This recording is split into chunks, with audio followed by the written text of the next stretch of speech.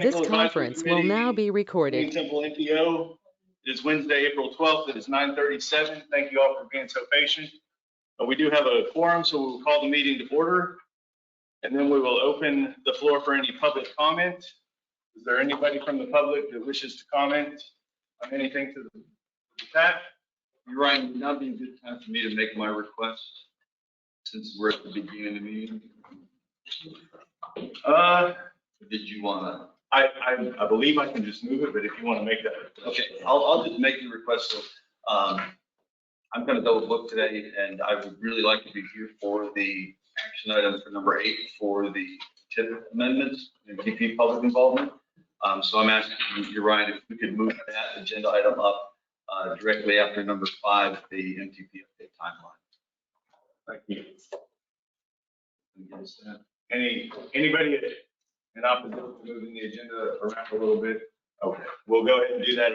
Are there any other public comments? Anybody online? Oh, okay. Seeing none, we'll move to agenda item 3, which is the staff update. As you'll see on the screen and in your packets, we have the upcoming K-Tempo meetings. Those all meet at 9:30 here at the COG building in this room, except for the Freight Advisory Committee that meets at 2:30 p.m. For other updates, we have, I attended the Tempo meeting for spring, our spring meeting in Austin. It was actually in Williamson County a couple of weeks ago. There was some discussion at that meeting on NPO safety action plans. The state has partnered with Texas Transportation Institute, or TTI, to create safety plans for all NPOs in the state.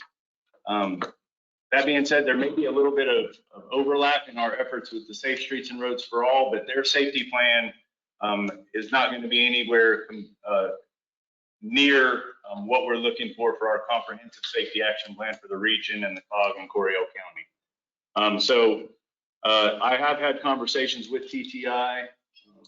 They're going to be following up with staff for some clarification on some additional questions, and then they'll present a small, probably 4-page safety plan that they're going to combine all NPO safety action plans into one and provide it to the Transportation Commission at an upcoming meeting. Also discussed at Tempo are the performance targets for bridge and pavement and congestion performance measures. This data is supposed to be released mid-May. Those will be updated, and we will bring the recommendations from staff on adoption of those targets to the TAC and Policy Board somewhere around the August timeframe. There was discussion on the census, urban areas, and the boundary smoothing guidance. There is one area in the MPO that no matter what will have to be expanded to account for. It's on the Coryell-Bell County line. It encompasses a little bit more of Bell County. It was kind of granular, not granular, but really grainy. So I couldn't really see the presentation well. I'm waiting to get clarification on where that expansion is actually going to be requested. Unfortunately, it looks like we won't have that information until fall or winter when the state does their final smoothing process. And I know we're later in the meeting, we'll be discussing our boundary expansion conversations we've been having. So we'll touch on it a little bit more then. We do have some funding, not issues, just funding things to keep in mind as we, as MPOs continue to move forward with some of our activities. With the new census numbers that came out, there were the 2 new TMAs, which are the large urban areas over 200,000 people in the state. And there was one new creation of a new MPO out in Eagle Pass. Unfortunately, the pie that we all get our money from was not increased, but the MPOs that are going to be getting pieces of that pie did. So I don't have to tell everybody in layman's terms, but I guess I will. The pie didn't get bigger, so our piece is probably going to get smaller. Funding formulas are not being reviewed at the state level right now for MPOs. I'm interested to see how they're going to incorporate those new TMAs and MPOs into the funding scenarios, and see what that looks like for us. The good news is there was additional funding that came in through the coronavirus funds. So I don't anticipate we'll see much of a hit, but I don't think that we'll see an increase in our funding for our activities or our NPO project area. There's a new, staff will be updating the UPWP. This is our document that informs the board and TxDOT and federal highways of what planning activities we'll be taking part of and assigns budgetary dollars to each of those tasks. Staff will be updating that over the coming months, and that will come to the board for consideration and action later this year. We are planning to have a workshop April 19th. And the topic of that'll be the first workshop that we've had this year. The topic of that will be transportation funding. James will be going over the different categories of funding at the state level and what that means for our NPO and how that looks for us here. The air quality readings were 59 and 62 parts per billion. And did I miss anything? There's a link in there to, at the very bottom. The TxDOT is updating their long-range transportation plan, connecting Texas 2050. They have like 60-day something public comment period open right now. That link will take you to their website. Feel free to share it with your constituents, people. They're actively seeking members of or citizens of Texas to provide input on the goals and objectives and some of the strategies that they're considering to how to keep having a great transportation system in the state of Texas. Do we have a link to that on our Facebook? Yes. We do. Okay. So if you're interested and you don't want to use that link, feel free to use our Facebook to find a link to that or something. Every Monday it'll be updated with a different storyline. Okay, thank you. All right, any questions on the staff update? Seeing none, we will move to agenda item 4. This is an action item regarding approval of the minutes from the February 8th, 2023 meeting. Is there any questions, comments, discussion, or revisions requested for the minutes? Seeing none, I will entertain a motion. Move to approve. Second. Motion and a second. Any questions? Seeing none, all those in favor say aye. Aye. All those opposed? Motion carries. All right, agenda item 5 is a discussion item regarding the 2050 MTP updated timeline, or 2050 MTP update timeline. James. Thanks, Ryan. So our MTP, for those who know, it's our long-range plan. We're required to update it every 5 years. The current MTP was adopted in May of 2019, and it's valid for 25 years through 2045. So our next plan update is due next year, and it will be valid through 2050. The PowerPoint presentation timeline is a little hard to read, but there is in the packet, maybe a little simpler timeline. This timeline is subject to change and will almost positively be changed as we go through this process. We just want to provide this for informational purposes and especially for our cities and counties, because we are planning to have a call for projects opening on September 1st. So I wanted to give you all advance notice so you can get your projects, need projects, goal projects in order. I think we will be requiring that all projects be resubmitted, including ones that are currently existing in the FTP for the new reprioritization process, or the new prioritization process. Are you going to use this in application or are you going to I believe a lot of that's going to be in discussions with the scoring work group. I don't anticipate there will be a lot of changes. There are some areas where staff have seen we could make improvement on the application process. So if you have any questions or revisions that you think may be beneficial, I recommend that you send those over to staff. And for the resubmission of old projects, of course, even if there's a new template, most of the material will probably stay the same. We're really going to be looking for those updated budget figures because all of the costs have gone up, as all of you are aware. So, are you going to require like an engineer's OPC or just a designer?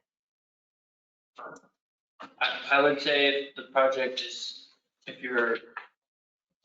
the closer a project is to be ready, if you can get OPC, that would be great. It's not a requirement, but like some other projects that are submitted are for 20 years from now, so we don't expect the OPC, but if it's for like in the next 5 years, then that will be helpful for having accurate numbers when we're looking at funding scenarios, because that all factors into what projects are eligible or not.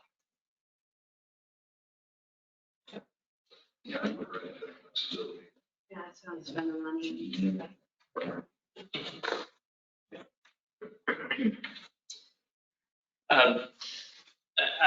As part of the project, I mean, there's a whole lot of information in this development schedule. I think culvert projects is a big one, and then we have a couple dates in here for review of the actual documents, the language. Staff will be working on that and presenting draft versions for review.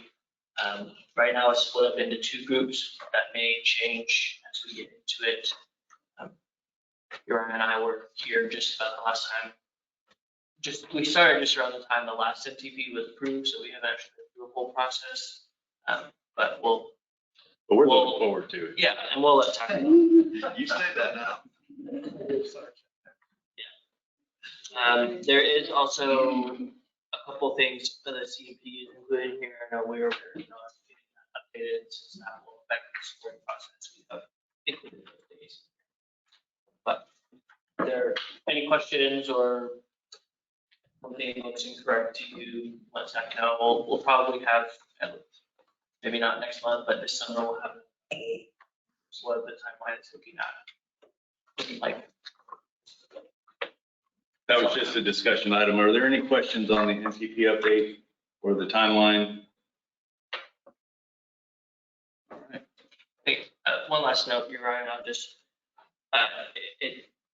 it's a little bit aggressive, and part of that is we're trying to line it up with our next tip is scheduled to be submitted June 2024, and I need to have the project scoring and everything done by March, I think, for us to be able to have a draft tip ready. And so all of that information is included here, but there's a little bit of flexibility and not much, so that we can match those 2 timelines up together. Questions? Any questions? Concerns? All right, thank you, James. And this is, Jason, this is where you needed to move agenda item 8. Yeah, and I agree with you, Jim. We talked about number 10. I think that really phase 1 is probably our more pressing concern. But I want to make sure I'm understanding, and it kind of ties into that about the carbon reduction. Okay, I'm going to move agenda item 8. We will move to discuss and take action on that possibly, and then go to 6, 7, 9, and 10. And agenda item 8 is a discussion and action item regarding initiation of public involvement for amendments to the FY 23-26 Transportation Improvement Program, or the TIP, and the 2045 Metropolitan Transportation Plan, the MTP, for projects. This is pages 28 through 40 in your packet. James. So I just talked about our MTP. The current plan is valid through 2045. Then we have another short range plan, the TIP, currently covers FY 23-26. So the proposed amendments to 4 projects Three of them are let date changes, and that's the 13th Ave Sidewalk Improvements Project, Warriors Path Phase 2, and the Georgetown Railroad Trail Phase 1. Salato's Royal Street Improvement Project also has a let date change, in addition to a scope of work and funding change. In your packet, there are some letters and emails detailing those requests, and then I'll go through them here. So the three, all four let date changes actually, but specifically the three that are only let date changes. The reason staff is recommending, or I guess for Temples, we were recommending that, and for the other two, they requested, but the carbon reduction funding was released or will be released in FY24. We can't fund projects with that money unless they let into FY24. So that's part of the reason for these changes beyond the request by cities. Nothing else is changing with those three projects, which again are 13th Avenue projects, Warriors Path, and Georgetown Railroad Phase 1, other than the letter year. City or Village of Toledo requested a revision to their project and a slight funding change. I know the language is kind of small. They originally were going to completely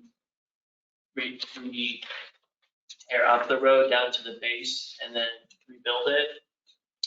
Now they are wanting to just do a mill and overlay and add some sidewalks on both sides, or add sidewalk on one side of the road. The funding will increase by approximately 18,000, and the federal amount is 10 or 14,000, and the local share will increase $4,000 or so. Here's the schedule for public involvement. Is considering recommending initiation today. Policy board would consider approval next week at their meeting. The 15-day comment period is April 24 to May 8. And we have a tentative hearing scheduled for May 2. Staff will confirm that before our policy board meeting next week and set a location. And then at the May meetings would be considered, tax and policy board would consider approval of these amendments. That's all I have for Ryan. Are there any questions on the amendments? Before I get into the weeds, I'm the one that asked for it to be moved. Dominate unless anyone else has a question. So James had called me and said that there was the availability for the carbon reduction. So I want to make sure I understand what we're doing with this action. We have to move to FY24 first so that we can then unlock the CRP. The CRP funding is coming. Right. It won't, we will. Yes, in a small, very high level, the projects that let FY23 with CRP money. So we had some issues on our side of getting the project design review started, and then part of that identified there was no water main investment zone. So to not build the trail, tear it out, then install a water line, it makes sense for us to talk about pushing it back anyways. We were already thinking in that direction when you called me, so we're on board with moving back. That'll allow us to spend the taxpayers' money in a way that makes sense. And I guess we don't necessarily need the question answered for this amendment, but I guess my question is, we've got 3 sources of funding on that trail now, 7, 9, and then our region. Where is that CRP? Which one of those? You had said it's not going to change your award. The award was set by policy board. We know that's enough. But which one of these categories does that carbon reduction supply? I think our recommendation, and that's, we're jumping a little bit here, but Yeah, understood. in agenda, and I staff recommendation is to consolidate all of those funding to carbon reduction for the project. So it'll be all 3 of those fundings would be converted to the new CRP. which would then eliminate the 400,000 match for us, for example.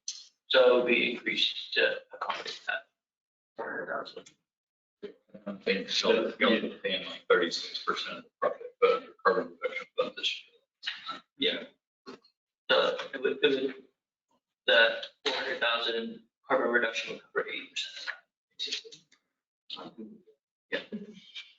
Yeah. But obviously, we gotta move the let date first, and then we can slice it out. Right. No, much appreciated. Any other questions on agenda item 8? Yes. Just noting on Saleo's, they gone from full depth restoration project to cutting some of the depth off sidewalks and adding money to it. I mean, as an engineer, I just think, why aren't you, what's the condition? Did they, I see the letter. I mean, the original concept is to take care of it. Yeah, they're not taking care of as much of the way they have a revelation, or is that just something that they want to do? I'll let James talk to that because he has spoken this way on this. I believe it's in mostly inflation related to what they wanted to do originally. It's going to cost a lot more than $1 million to accomplish.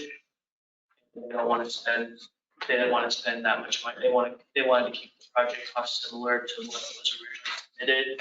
So this is their compromise. I believe that's the reasoning. It's not on the line. I could have gone maybe.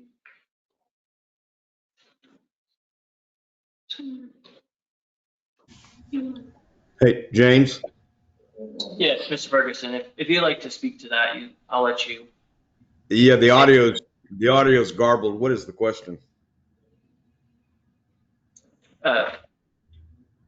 Brian, do you want to repeat your question, Brian? Yeah, on the project, that full depth restoration project, no sidewalks, you cut some of the pavement out and build sidewalks, it's just, didn't know what the story was on that. Yeah, I think the concern we encountered was when we began to drill down, the cost was going up significantly. Just much like everybody else's projects are right now, they're seeing significant jumps in material costs and things along those lines. And quite frankly, it's a matter of having money. We don't have the money to build it. The last estimate we had was close to $2 million on the original scope, and that our feeling was that was unrealistic. Budgetarily from our standpoint. So we went back to the drawing board and figured out how we could improve the roadway surface and accomplish almost everything we wanted to accomplish with the revised scope.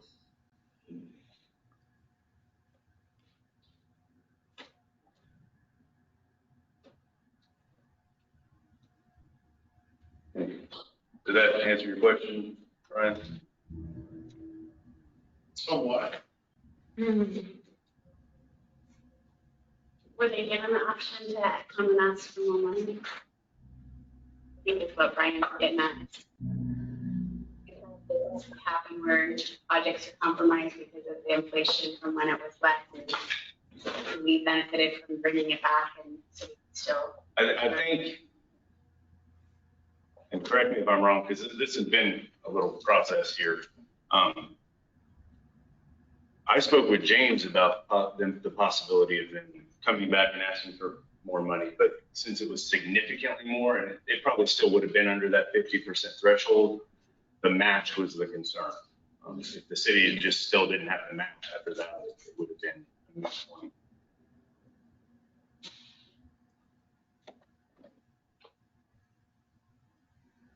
Any other questions, comments? Don, I think you and I spoke about this. The sidewalks are all in the right of way on Royal. Yes, yeah, and they'll be on at least. Our plan is to put them on at least one of the sides. It just depends on how things work out, but yeah, they'll all be in the right of way. We don't anticipate acquiring any right of way for the project. Because that's always popular.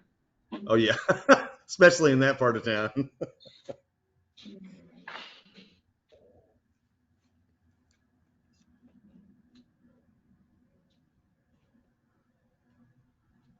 Any other questions? Comments on agenda item 8? Seeing none, I'll entertain a motion. I'll make the motion that we initiate the public involvement for amendments to the TIP and MTP for the projects that's presented. I have a motion. Second. Second. Any other questions? All right. All those in favor say aye. All those opposed? Motion carries.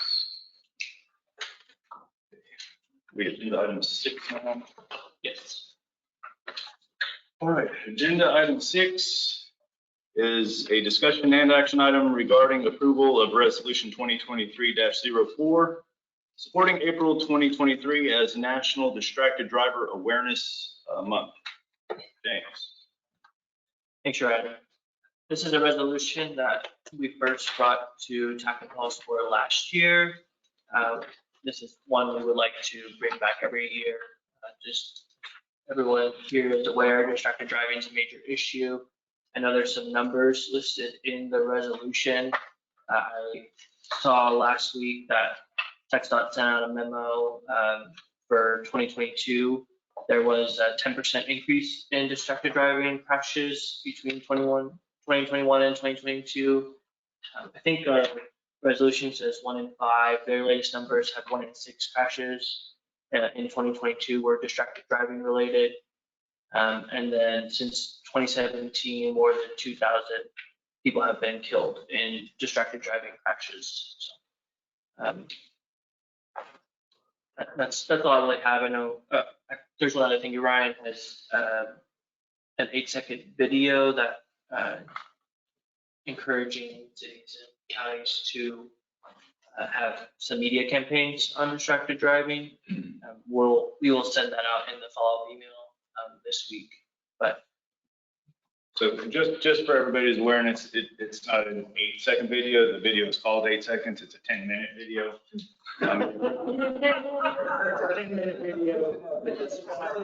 What 8 seconds of distracted driving can do to you as the driver as well as anybody that's possibly injured. So it's worth a watch, I believe. We'll send that out with the follow-up meeting materials.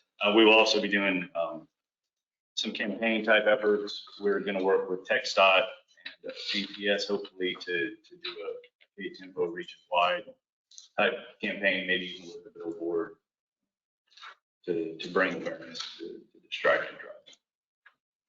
With that being said, are there any questions on the resolution? Should we update?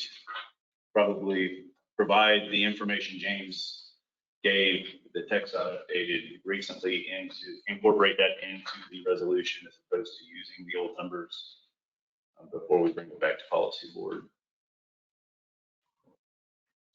I just have one question, kind of tongue in cheek.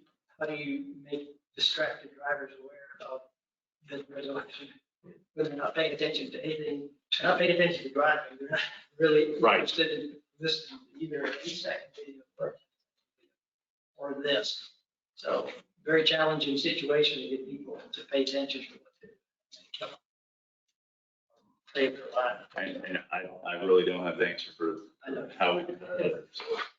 And hopefully, Like I said, put it on Facebook. They'll see it on Facebook while they're driving. Right. If you see this, you're likely to end your life within the next 8 seconds.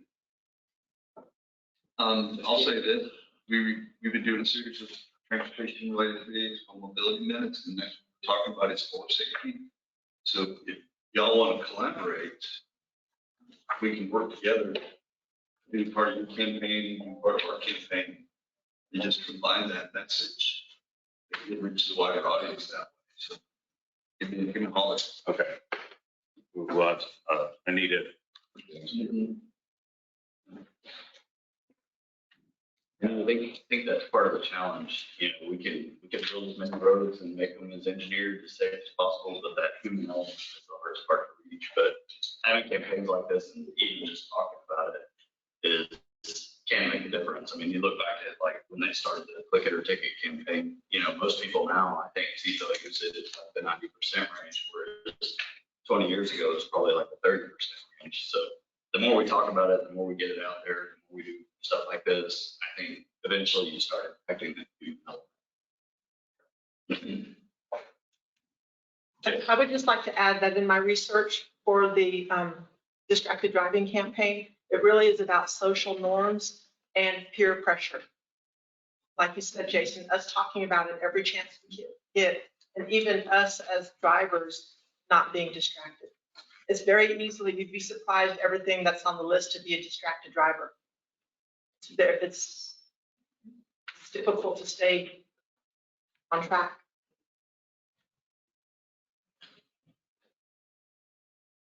Any other questions, comments? This is an action item. I'll entertain the motion, but I do think we need in the motion for it to include that we update the information we received from TxDOT for the resolution to accurately reflect that. So moved as amended. I have a motion. Second. Any other questions, comments, concerns? All those in favor say aye. Aye. All those opposed? Motion carries. All right. Agenda item number 7 is a discussion and action item regarding approval of resolution 2023-05 supporting May 2023 as National Bike Month. Thanks, Ryan.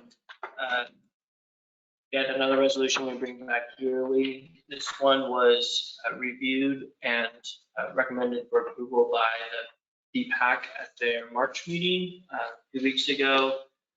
I think the only thing different other than the dates between this year's and last year's is the DPAC recommended to include Nolanville's annual Ride of Silence event on May 17th, which is in the first whereas clause of the resolution. But other than that, this is something biking is important, and we have a bicycle pedestrian advisory committee, so want to continue to promote that in our region.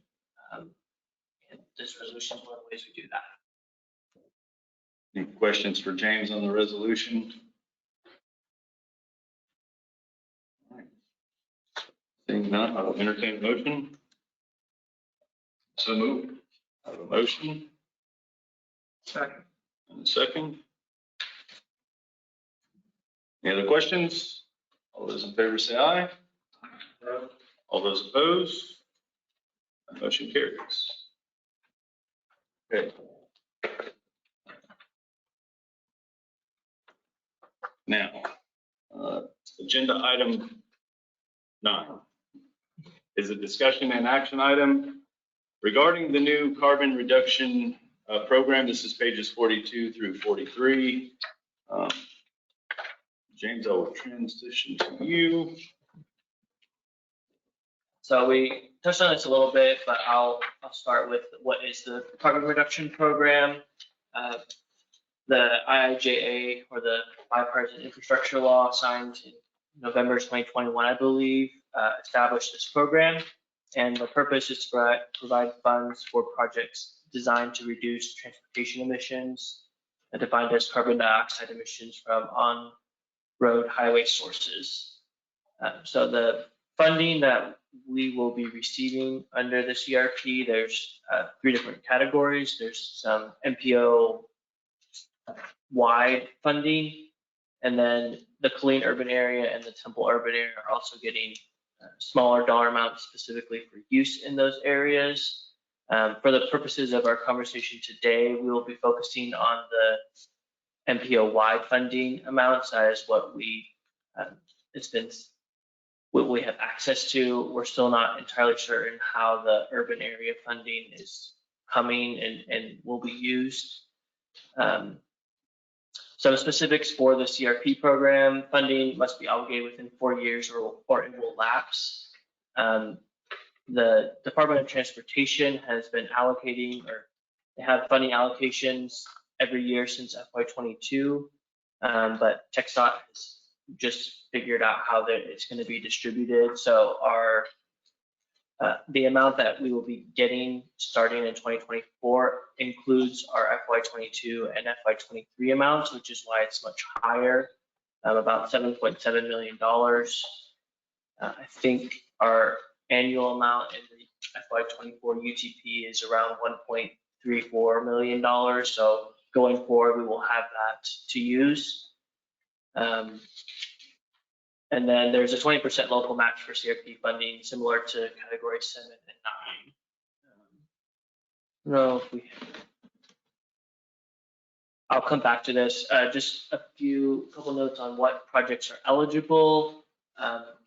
It's a very long list. I think the most common ones that we will be probably considering funding for is sidewalk and trail projects, but other eligible projects include traffic and congestion management projects or technologies, ITS projects, alternative fuels projects, projects that reduce the impacts of freight movement, and energy efficient lighting or traffic device projects.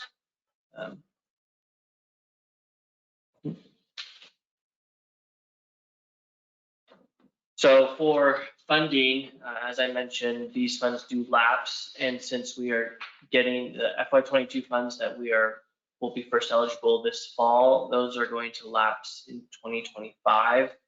So TxDOT is encouraging all MPOs to use these funds as soon as possible, and if possible, to attach the fund to shift the funding, I guess would be the best way to say it, with already funded projects.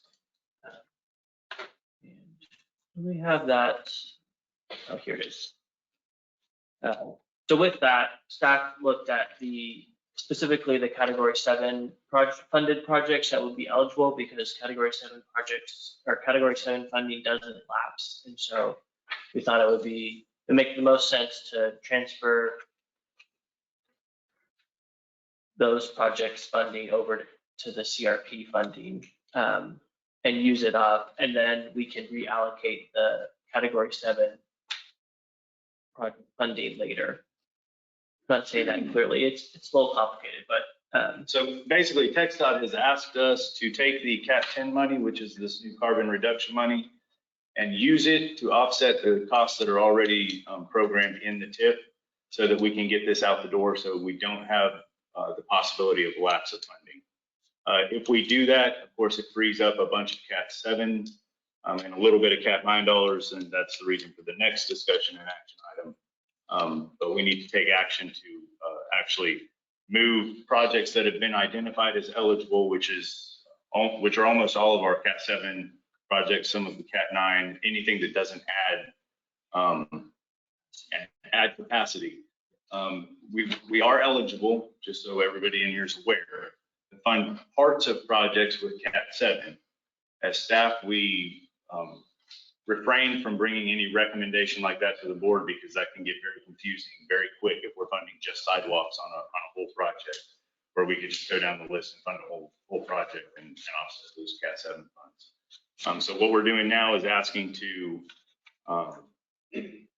move some of this funding around, funds that have already been identified as Cat 7. And then as the UTP is approved in 2024, I believe TxDOT on the back end will go in and make that revision for the method of funding and the category of funding being used. And that will open us up for the Cat 7, for additional Cat 7 programming, to get some additional projects in.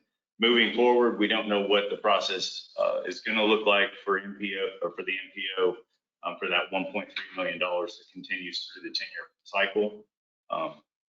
But in order to get this money out expeditiously, staff have talked with TxDOT, and this is definitely a method that's preferred to getting these dollars out the door. So with that, I'll transfer back over to James for any questions, clarifications. But really what we're looking to do is move some of the project dollars associated with Cat 7 to the new Cat 10 funding. Clear as mud. Questions? Could you explain the information that we're looking at on the screen? I'm not quite sure I understand all the dollars flowing through this spreadsheet. Yeah, so the table on the bottom with the project listing, those are those 5 or 4 projects, and then the Hill Country project, the Georgetown project, Rancier Ave, Williams Road sidewalks, and East 6th Ave. Those are currently funded in our TIP and would be eligible for Cat 10. They're funded with Cat 7, well, except for the railroad project, which has several funding sources, as mentioned earlier. So the programmed amount is the Cat 7 dollars allocated to those projects. And if you total that column, those 4 plus the Hill Country project, it equals 7.658, 7,658,000. The 4 white projects are combined $6.75 million. So you can, the top is a summary of the funding for different categories, and right now we have 17.3 million approximately allocated Cat 7. And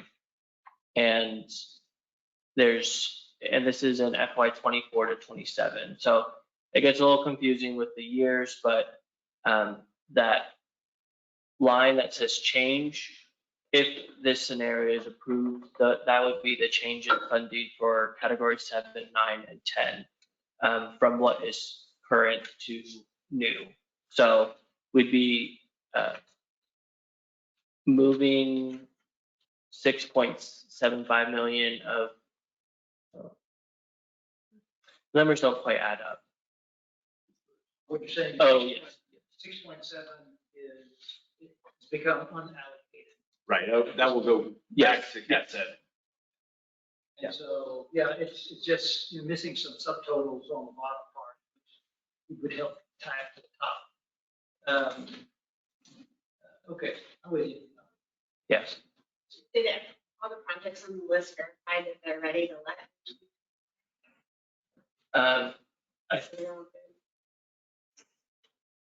Andrew Rancier. Okay. Or even that those estimated numbers are still good, because it could be only 3 of them would meet that same funding level.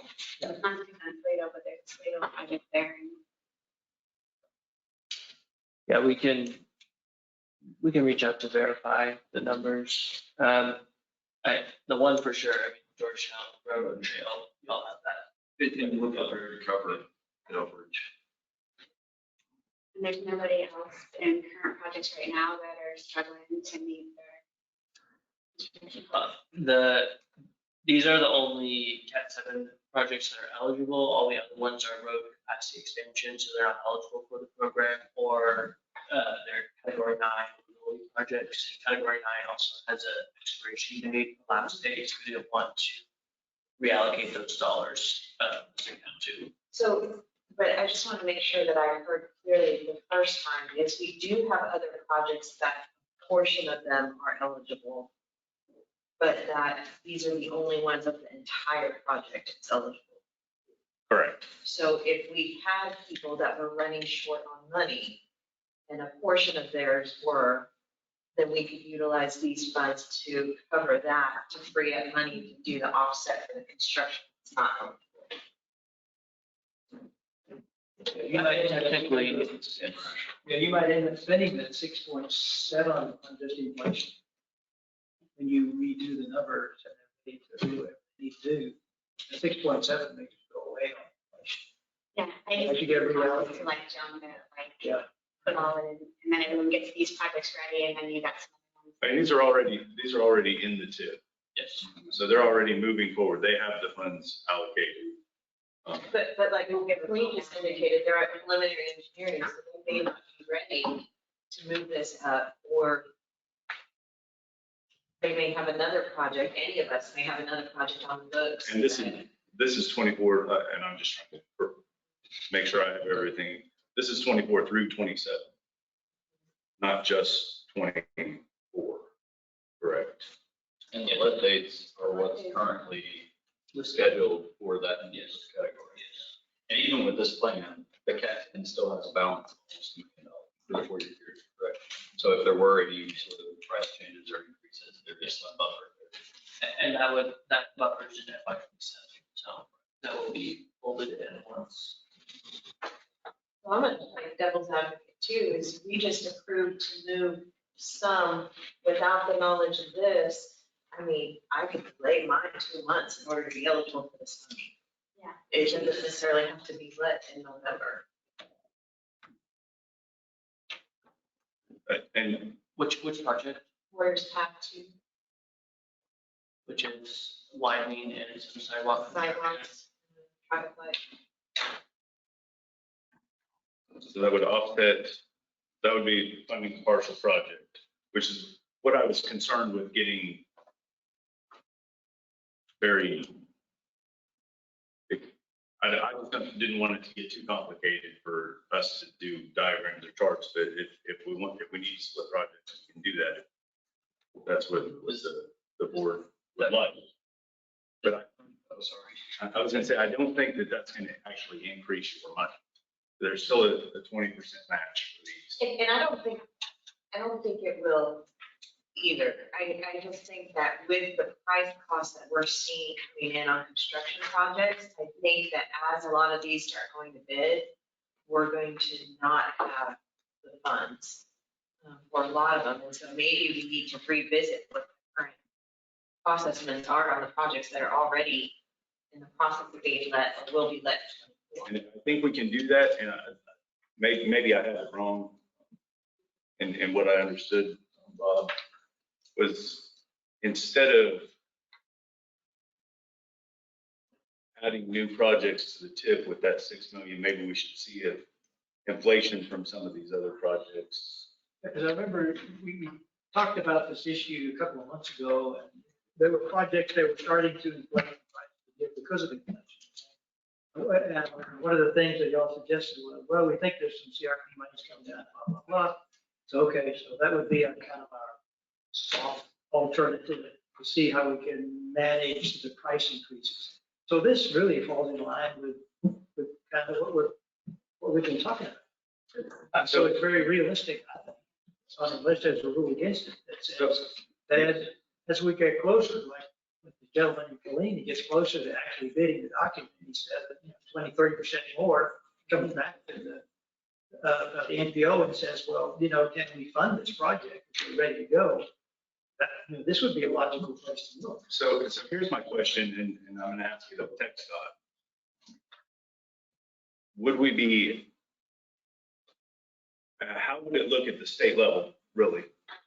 If we were to take action on this and move all these projects to use the CAT 10, get it allocated, how it sits, and then should there be price increases, we can use that CAT 7 to offset those. And how does that work in the tech stop background system? So we can definitely blend funding as long as the funding qualifies. But I guess what I was going to bring up is that the approval for overrun, whether you're CAT 7, 9, or 10, either way would come back to policy board as an increase for more funds. And the participation amount, the 80-20 split is the same, whether you're using CAT 7 or 10. The only reason it benefited Temple to move their project is because in project negotiations, if I remember right, the city of Temple offered to pay more than that 20% as a way to get the project funded. And so in their particular case, yes, moving into that next year did dramatically change their participation amount. But I think for everybody else, regardless of whether it's got 7 money or 10 money, it's still going to be an 80-20 split. And if inflation is hitting, that's a discussion you can have regardless of the funding category. And we've got some of some of that is already set up in action we've taken before, where we can administratively make those changes for inflation. Of course, we bring it to the board and let everybody know it's a funding hit, but we have the ability to make those changes up to what, 50%? Yeah, Of the total project costs. Yeah, there's a max number. Yeah, so I mean, we have those mechanisms in place. So what we're really looking for here is to be able to move the funding from Cat 7 to Cat 10 so we can get that secured as we move forward for the 2024 UTP cycle. The commission will hopefully approve the Cat 10 TR in August. And so TxDOT's looking to see, do we have a plan to spend that money if it's approved? And it looks a whole lot better.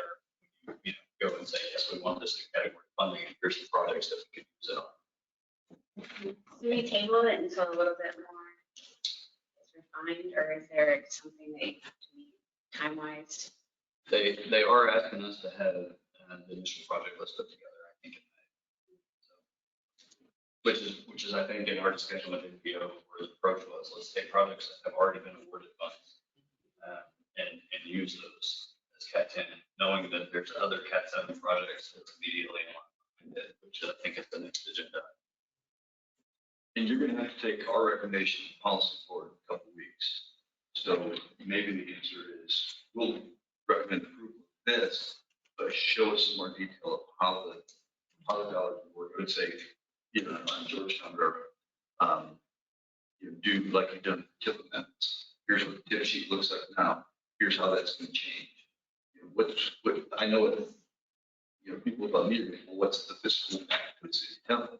Here's your local match now, here's your local match out. And I would say, for example, you're going to be the only city that would really see a change other than. Right. Right. Everybody else would just see the 7 change to a 10. Right. But I think seeing that detail will help the policy board understand, help us be on board with telling them, yes, vote for this. And we can provide something like that in the next TAC meeting if you'd like.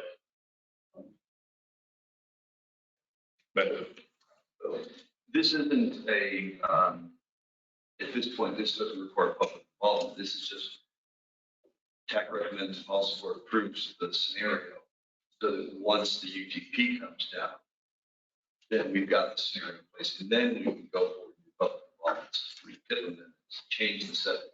and that was going to be a question of mine from TxDOT, because TxDOT will be changing funding. We won't be, I guess TxDOT will be changing that. That's the way I understand it. That we can't actually program these funds until the UTP is approved in August. Right. But we do need to show that we have a plan for the funds. Right. Yeah. But yeah, I would encourage any city, if they know that there's a financial loss or inflation costs that are affecting one of their projects, regardless of what category this is, that discussion early. And for this spreadsheet, it looks like we have plenty of balance in all the categories to consider those requests.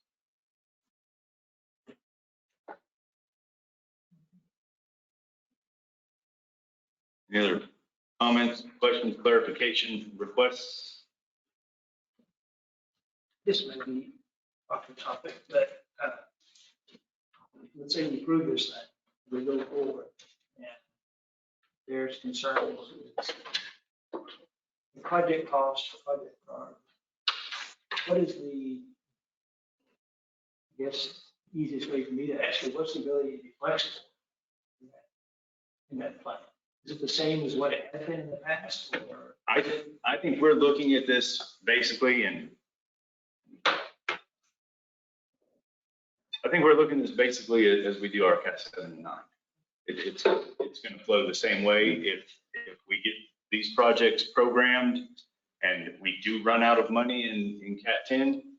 I believe we'll be able to backfill some of those with the Cat 7 and Cat 9 dollars that we don't have programmed to adjust for that inflation if we need to. That's correct. We have some projects now that are blended Cat 7 and 9, so I don't see any issue with blending 10 and 7, as long as we meet the rules. And Cat 7 is the most flexible, so it's really if the concern is, oh, we'll need more money to backfill inflation, it's best to have Cat 7 available, because there's almost no restrictions on what projects you can fund with Cat 7, whereas Cat 10 has a lot more restriction. James, when we talked earlier about putting 13 project that we talked about, 13 earlier, About the local match, I'm not quite sure about. That would be, yeah, that would be part of the next action item. It's similar to the Georgetown project. The city of Temple has put some extra local funding on it, and at least in our tip sheet, there's the same with the 13th Ave project. So since we have a large increase, we're moving funding around, and we have actually quite a lot of Cat 9 dollars available. Staff was thinking we could take 80% of that 115,000 and just increase the Cat 9 amount for it as part of this whole reorganization process. Yeah.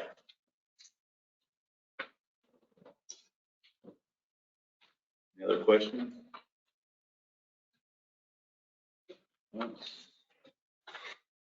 Entertain a motion. I'm going to approve as presented. Have a motion. Second. And a second. Let's call for questions, comments, concerns. All those in favor say aye. All those opposed? That motion carries. Thank you.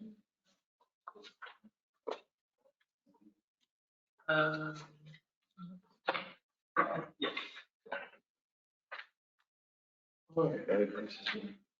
Agenda item 10 is a discussion and action item regarding the category 7 and 9 project funding.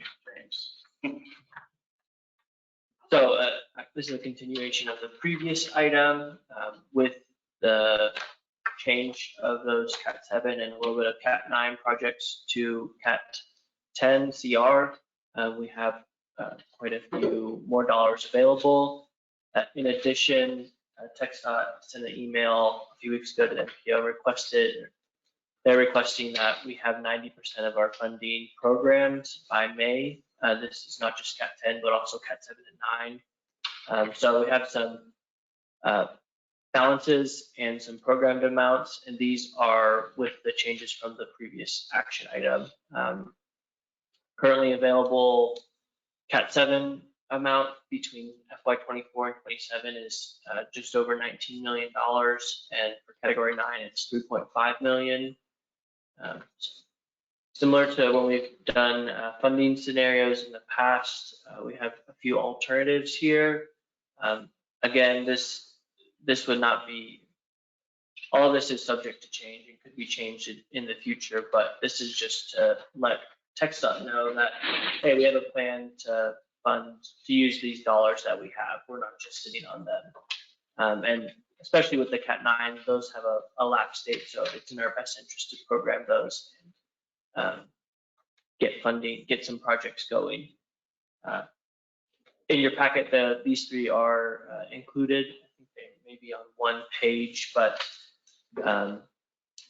there are three different alternatives, and I guess instead of me going through them, they're mostly the same projects with a few variations. I think the next would be a discussion on which alternative would be preferred and potentially recommended to policy board for action next week.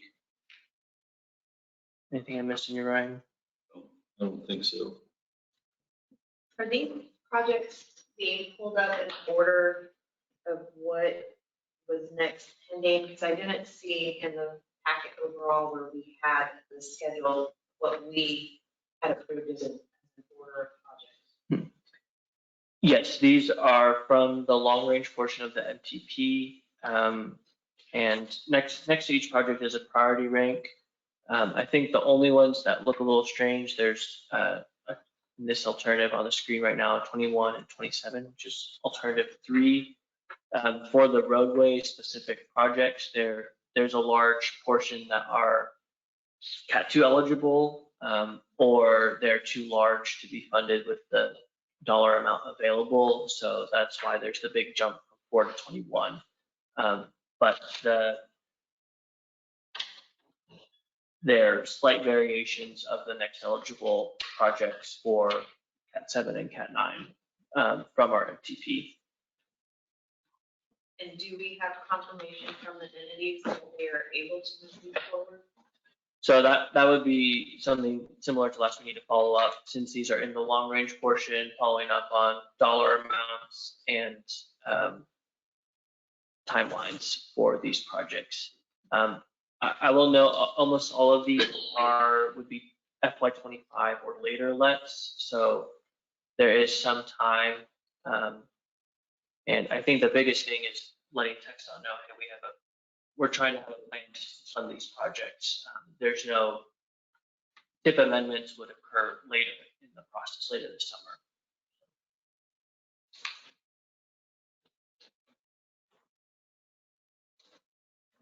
Any questions? I would like to point out that this really is the reason we use our scoring prioritization method that we use. So that in instances like this, we have projects to pull from and we don't have to do a whole new project call. The process seems to be working pretty well. As we go through this, as James noted, you'll see a jump from 4 to 21. That's just because of the scale of projects and other funding resources that may be available. And that's why staff have presented these alternatives for funding. So with that, we're open to any questions, discussion, comments, concerns. Ryan, this is Bobby, City Coppers Cove. We would support alternative 2 and 3. By the way, I'm sorry I couldn't be there today. I'm a little bit under the weather.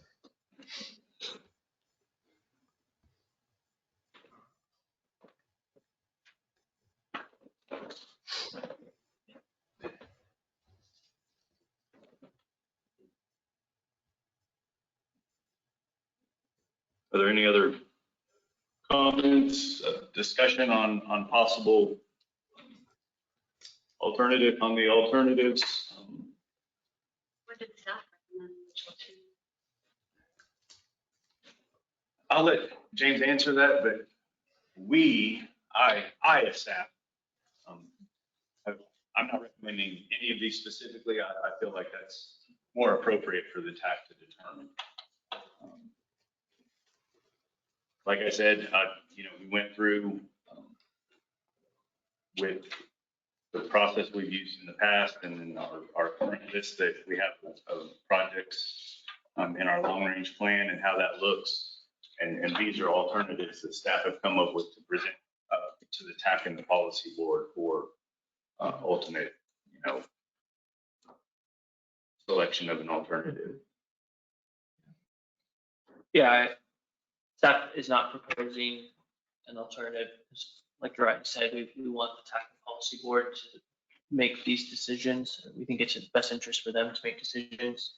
I will just point out that of the 3 alternatives, there are 3 projects in each of them. That's West Avenue B Phase 1, Featherline Road, and the Commerce Industrial SUP. And then there's variations of 3 other projects. 2 of the 3 are selected in each, and that's Business US 190, Phase 2B, Veterans Memorial Boulevard, and the Georgetown Railroad Trail Phase 2. I like to see the Veterans Memorial. Oh, no, what? Input. And I didn't hear it. Veterans Memorial. It's in alternative 1 and 2.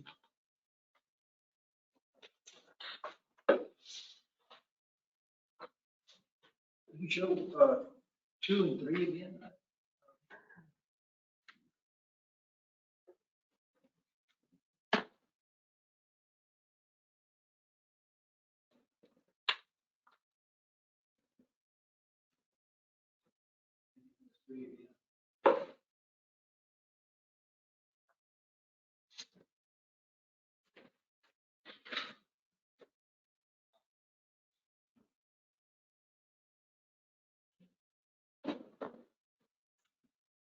So the roadway projects, 21, 27, those kind of things. I just want to understand, I'm not objecting in any way. I just want to understand how the projects that were ranked further down the list made it that high. You touched on it a little earlier, but I didn't quite understand. Because they're eligible for like category 2 funding, we don't want to put cat 7 funding on that because category 2 is very specific. Although we could use cat 7 for that. It's probably better to allow Cat 2 to be used for that. In addition, any of the other ones were just, the amounts were too much. They were, something we couldn't program a whole project. So I know we're talking about Cat 7. Then we have, other line. Is that just a portion for the, how's that numbers? How is that Cat 7? Featherline Road. I'd have to double check what the As an example. As an example. it's in the roadway funding because I believe there's some capacity expansion part of it. I would imagine, and that's the thing about Sutherland is that that's not one of our priorities right now. We're actually looking at different ones. So, and I want to talk to you a little bit more about that on it because Yeah. it would have been, if it is as a project, it is like, it's an existing 2-lane road and it's like we want to widen to a 5-lane as a project. But say, I think our focus is actually different right now. And of course, we're also focusing on chaparral and sea. So even though veterans, again, we're focusing on things here right now. So by the time we get to veterans, we're looking at additional funding sources. And I don't even know I can meet that in 25 days. I mean, we haven't even started. Even looking at something on all these options. The 2 projects that we have, it's in Killeen, I mean, we're not even pursuing it right now. So I would say our focus would be more on chaparral. Probably getting more money towards us. Or looking at phase 2, which was just adding the chaparral and getting that out of this list. Yeah, I would say as staff the number one option for us is to look at the funding list, since we have a funding list, a priority list, and what's next in line. We start there, but again, this is not, that's not the only way to do it.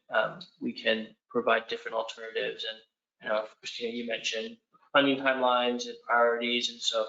And it could be too that maybe there is an existing higher project where maybe they decide to do a change in scope because of costs. I don't know if that's allowed, where, like Chaparral 2, I don't remember where it's at in the list, but if they cut that down a section, reduce the scope, then. And then you guys 2% split between.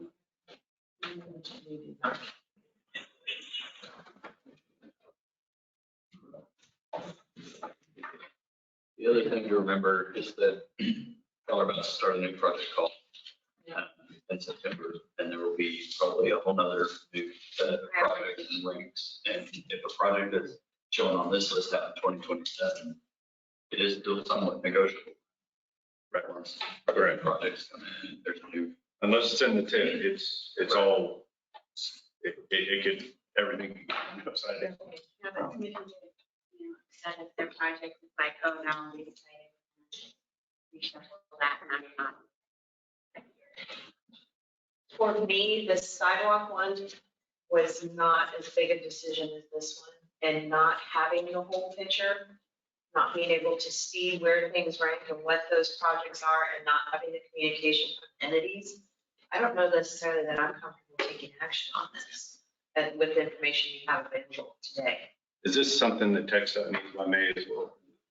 I'd have to go check, but yeah, I mean, I think they were wanting us to have it. So when in May though is, because we still have 2 May meetings. Right. I mean, and that's one thing that Victor and I have talked about, that they have asked for us to have everything kind of softly outlined by May 1st. But I also know they realize that a lot of this decision has to go through people. And I mean, I think we were notified of this, when we met with y'all. So there has to be some understanding that this kind of discussion has to happen amongst a lot of cities. So, if there's heartburn about this particular plan, I totally understand the request to see the whole project list. And I don't know how good, James, you are at running Excel in front of a group of people and playing with scenarios as they get thrown at you, but I can see the benefit. But also, if there was a plan that we could live with until this ends up in the tip, which wouldn't happen until next fall, it could be revisited. Yeah, I mean, we don't have plans to add any of these projects to the tip. Right. I know with the Cat 9, we don't have anything currently funded in FY '24 or beyond. And that's more urgent from a staff perspective. So even if it's like, even if we approve a funding or an alternative, recommend approval of alternative just for the Cat 9 projects on there, so we can get those going. I think Or that would be encouraging for staff. if there's concern about a particular project like the Featherline project, if you were to recommend an alternative without the Featherline, I mean, at least then we're showing progress, we're showing that we're trying to allocate funding. And then it may just be that we leave a chunk of Cat 7 sitting on the table once the UTP's approved. But again, I would hope that this list gets revisited. So what I'm hearing is we could take action today to make a recommendation to the policy board for these items. They're not locked in because they're not part of the tip.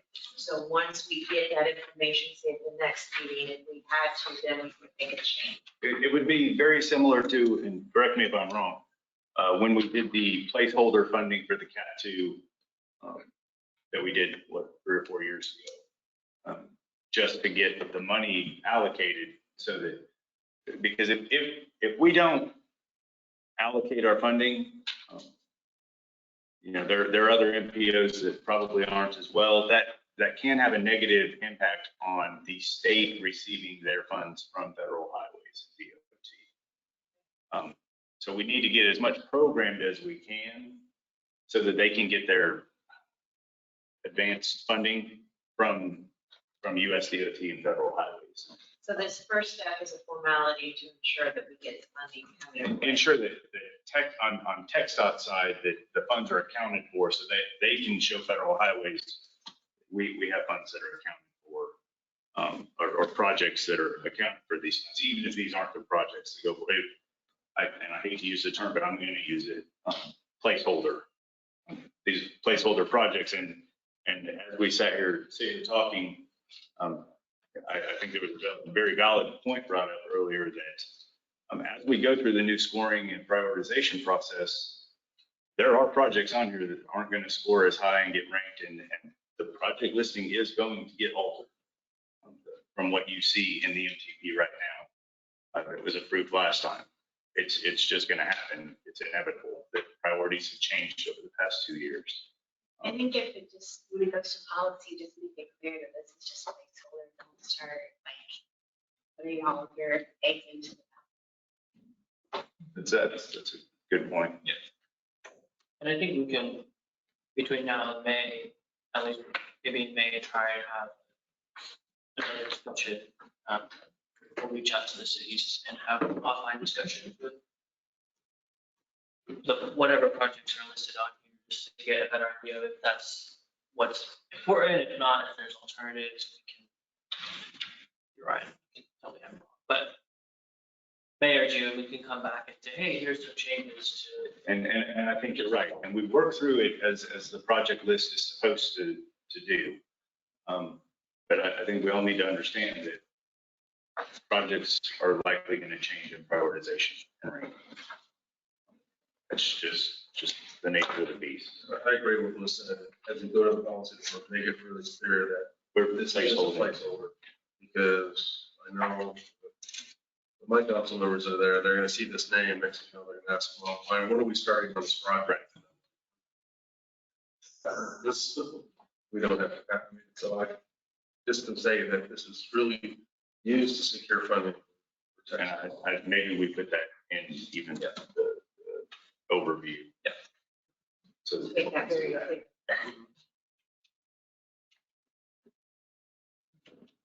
So are you ready for a motion? Any other questions, comments? Yes. I move that we approve alternative based off of the discussion that we had here.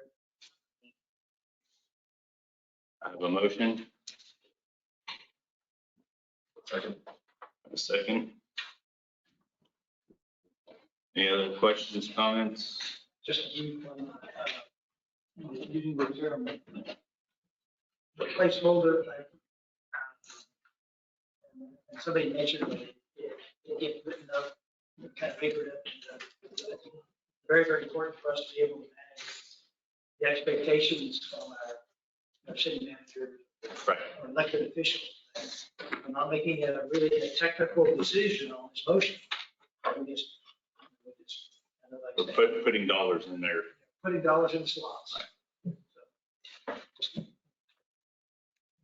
thank you, I appreciate it. Any other questions, comments? All those in favor say aye. Aye. All those opposed? Motion carries. All right. Where are we at?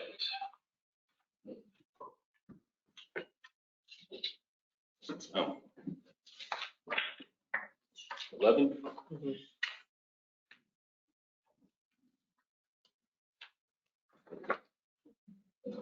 All right, agenda item 11 is a discussion item only. This is regarding the appointments to the Bylaws, Safety and Project Scoring Committee. I'm still reaching out to members to serve on this committee. On these committees, I think I have 3 or 4 slots left. I don't have that spreadsheet in front of me. But I am reaching out to policy board and TAC members. I've discussed potential appointments to the committees with the chair and vice chair. If you have an interest and haven't heard from me, please feel free to reach out. I'm just kind of going through the list and reaching out to people as they pop up. So if you did send an email saying you were interested in serving on one of the committees or subcommittees in a capacity, I have added you. I just, most people I've reached out to verify you're still interested. I may not have done that. If you haven't heard from me and you submitted interest, please feel free to reach out. But we're still going through that process. I hope to have that information before the end of this month to send out so we can start having meetings possibly in the May timeframe. Any questions on the work groups, subcommittees? All right, that one's easy. All right. Agenda item 12 is a discussion item regarding the Safe Streets and Roads for All grant update. As you're aware, we were awarded $1.8 million jointly with the COG and Coryell County for a comprehensive safety action plan planning through the Safe Streets and Roads for All program. We have had a couple internal meetings with staff and Coryell County. We're still waiting to have a kickoff meeting with Federal Highways and in the Dallas-Fort Worth area. We do have a point of contact finally there. I'm hoping we can have this kickoff meeting at the end of this month, but I have not heard back yet on a date. In addition to that kickoff meeting that staff will be on, there's also tentatively a meeting being scheduled for all staff / policy board members, TAC members that would like to attend for the 23rd of May. This is a 6-hour class on the Safe Streets and Roads for All program and comprehensive action planning activities. This is something that's being funded by TxDOT. They've reached out and asked to have a class here. So we are going to host them on the 23rd of May. I believe that'll start at 9 a.m. I was having those conversations right before the meeting this morning. So you'll see more information come out of on that as we finalize those details. I anticipate that we will have our kickoff meeting with Federal Highways, like I said, by the end of the month, hopefully, knock on wood. That process, I like to be overly cautious in saying that once we've had that meeting, I expect it to take another 2, possibly 3 months to get a signed agreement with Federal Highways. So we're looking at probably June, July timeframe of getting, of starting the process of actually doing any work.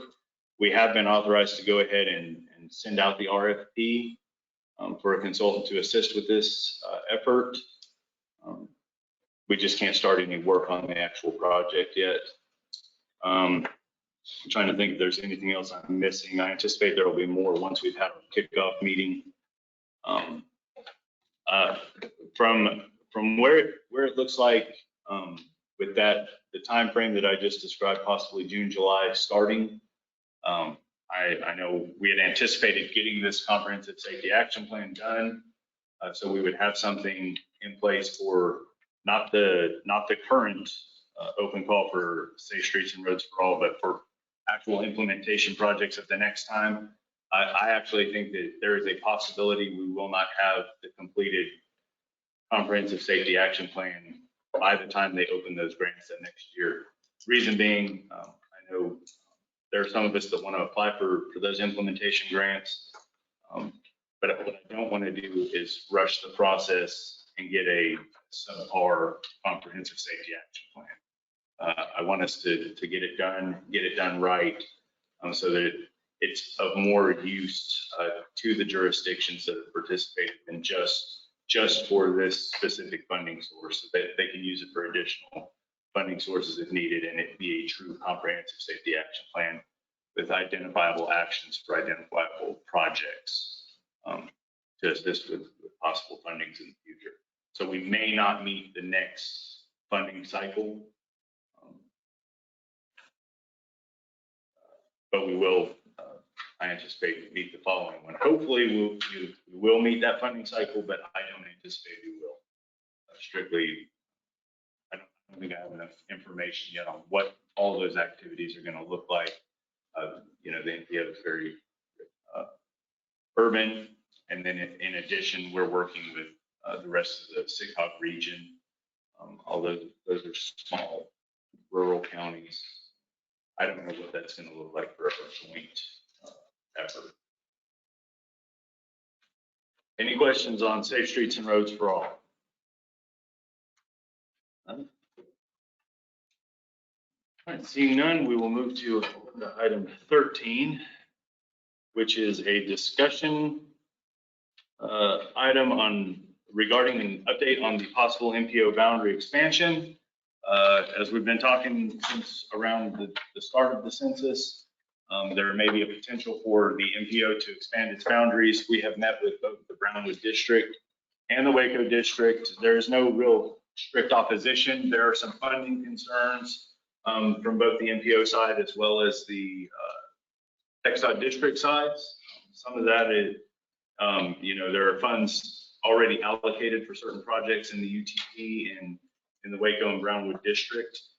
If those areas were to become part of the MPO, they could potentially lose those funds in the UTP cycle. So we have to get to the bottom of what that looks like. Should we move forward with possibly expanding the boundaries? That being said, I have asked TxDOT in Austin for a draft scenario of what that would look like, and not only the project type funding, but also our planning dollars that we get, because there will be added planning needs and capacity that we have to account for additionally. So I've got that request out to TxDOT. I haven't heard back yet, but I know the folks that are working on the actual UTP who I have made the request for a draft UTP to see what that looks like, are very busy trying to get the 2024 UTP done. So I'm not exactly sure when I'll have that back.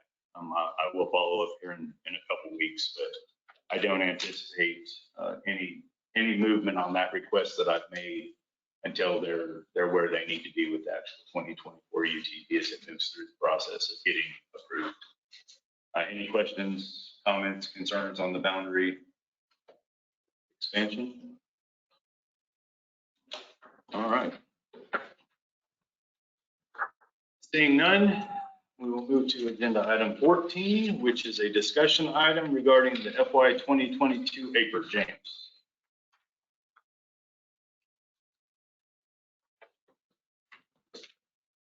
The APR is our annual performance and expenditure report.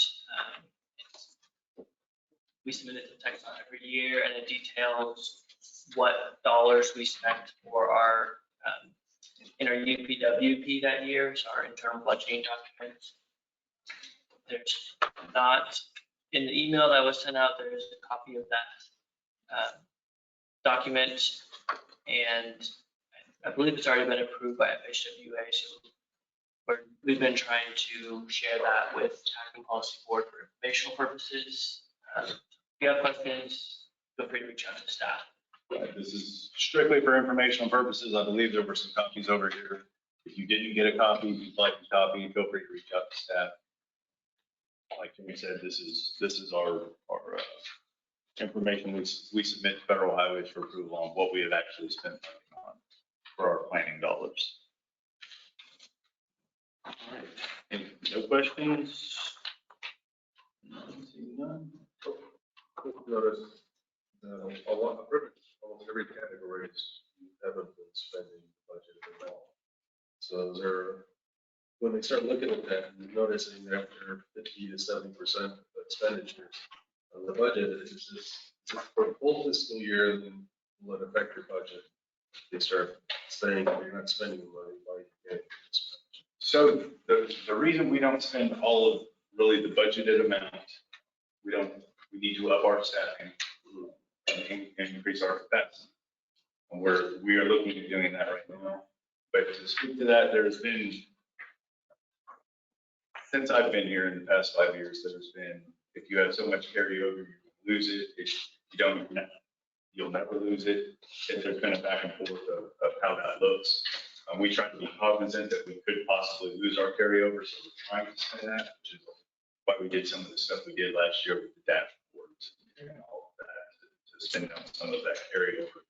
I like to think that we're extremely efficient and effective.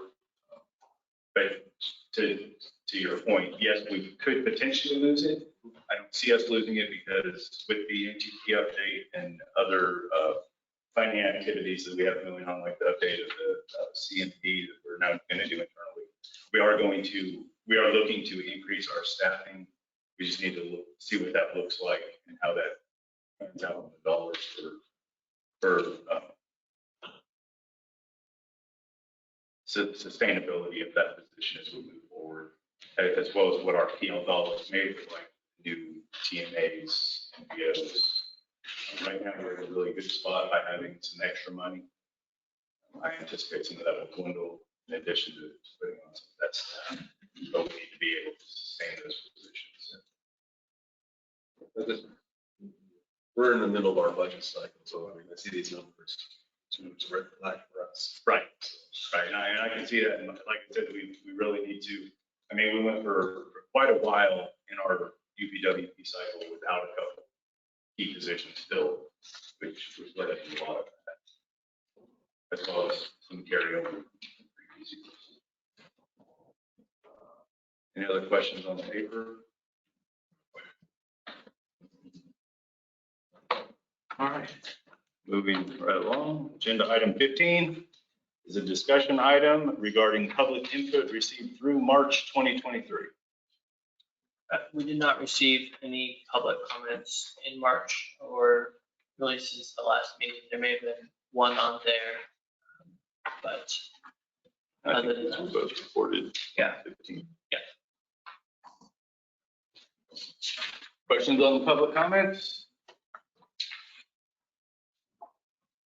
Agenda item 16, member comments. Am I a member? I came to ask specifically about something on the plan on the roadway projects. Would this be a good place? I think we would have had to do that during the public comment, but you can feel free to stick around and talk to staff. Okay. Or email us, and you can. I have emailed about this, and I came to the public meeting in February. what plan? It's about the outer loop northeast. It goes from I-35 to FM 438. We had received a map from Ed Kalecki that didn't match anything you guys had on the internet. That's not on our agenda, so we can talk about that. Okay. More than happy to meet. This is reporting public comments. Item number 2 is the opportunity.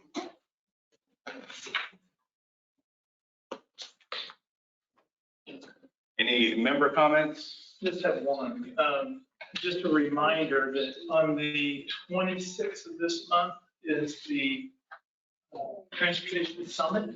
Just a reminder that that's going to be going on from, I think it's from 9 to 3:30. It's an all-day thing. It's the one that United Way puts together. You guys. It'll be a good day. It's called the Transportation Summit, and it's the 26th. And we have open registration for that. Yeah, it's going on.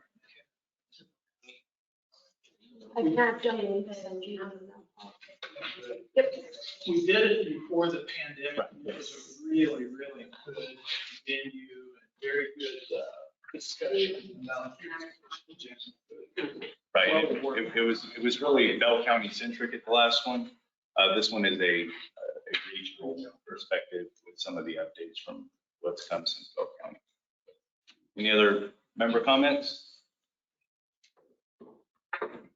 All right. Being none, we will adjourn the meeting. Thank you, everybody. I will say this is, of course, not part of the meeting because the meeting's been adjourned. I know some of us like to hang out in here and chat, but this room is actually reserved for another meeting following this one today. So